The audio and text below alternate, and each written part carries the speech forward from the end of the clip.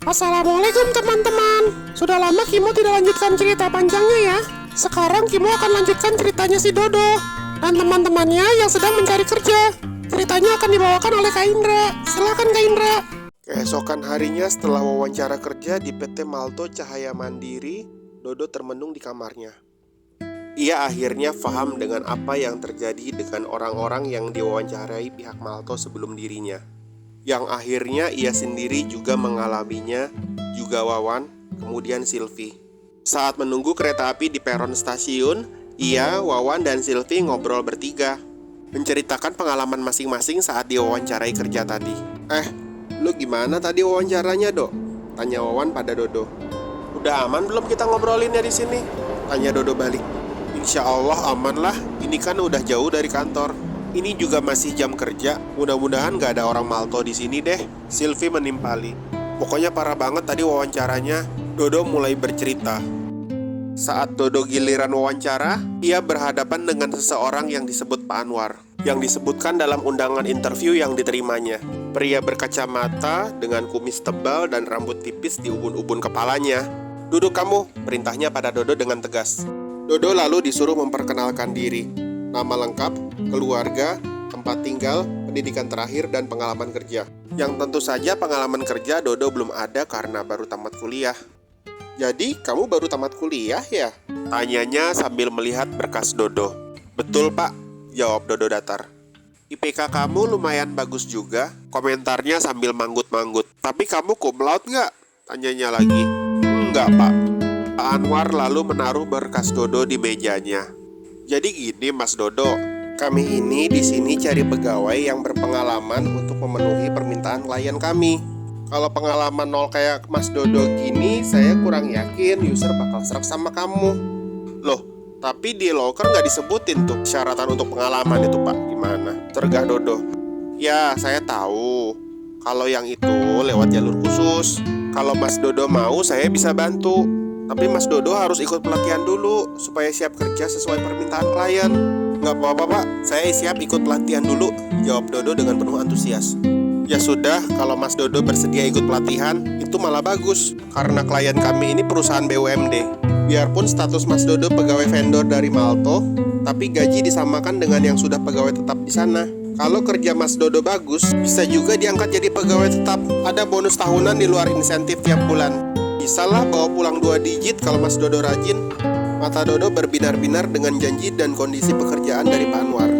Wah, kalau kerjanya gitu saya mau banget pak.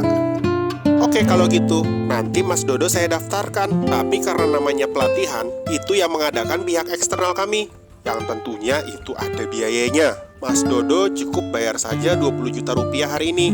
Nanti besok langsung pelatihan. Dodo langsung terkejut ketika disebutkan nominal biaya yang harus dikeluarkan untuk bisa mendapatkan pekerjaan yang dijanjikan itu. Kok mahal betul pak? Tanya Dodo. Iya, soalnya ini pelatihannya diadakan di hotel di daerah Sukabumi.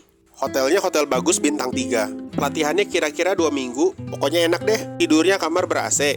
Ada air hangat di kamar mandi. Sama panitia disediain makan prasmanan 3 kali sehari. Pakaian bisa dicuciin pakai laundry. Trainernya juga baik-baik. Dari orang-orang dinas Kemenaker. Jelas Pak Anwar untuk mencoba meyakinkan Dodo. Dodo termenung mendengar penjelasan Pak Anwar. Di satu sisi tawaran Pak Anwar terdengar sangat menggiurkan. Tapi di sisi lain uang yang diminta juga 20 juta rupiah. Dodo tidak punya uang sebanyak itu. Gimana mas? Berminat?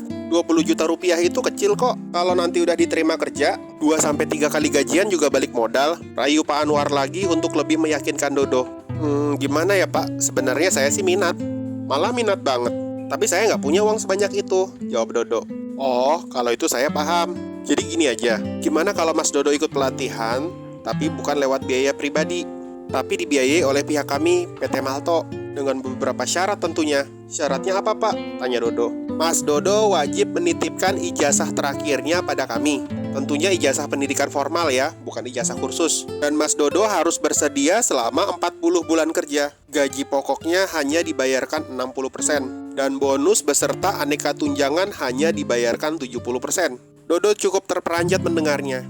Itu artinya selama 3 tahun 4 bulan kerja, ia hanya akan menjadi sapi perah PT Malto. Gajinya yang dipotong PT Malto pastinya jauh lebih besar ketimbang hanya membayar 20 juta rupiah.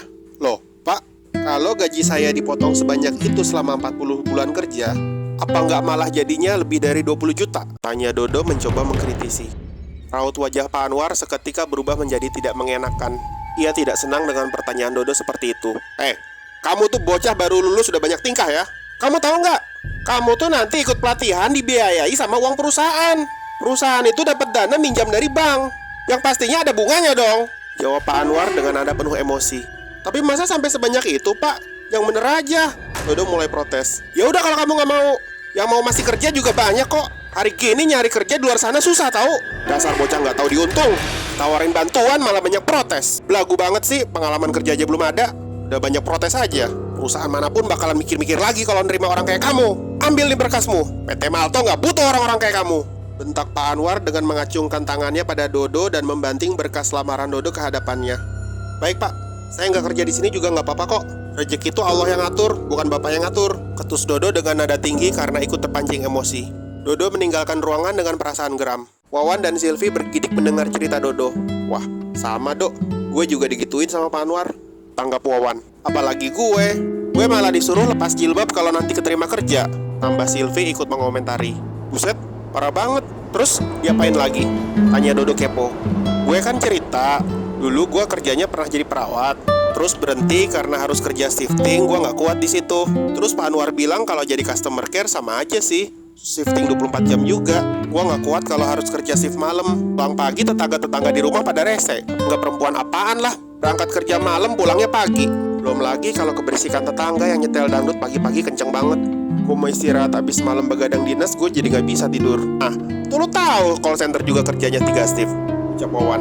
Iya sih, tapi karena gue juga pernah cerita, pernah 1 tahun jadi barista. Ditawarin tuh jadi barista juga di kedai kopi punya kliennya. Tapi ngasih syarat gak boleh jilbaban, karena bos ownernya gak suka pegawainya pakai atribut keagamaan. Ya gue tolak lah, mana gaji dipotong gede banget buat komisinya Malto.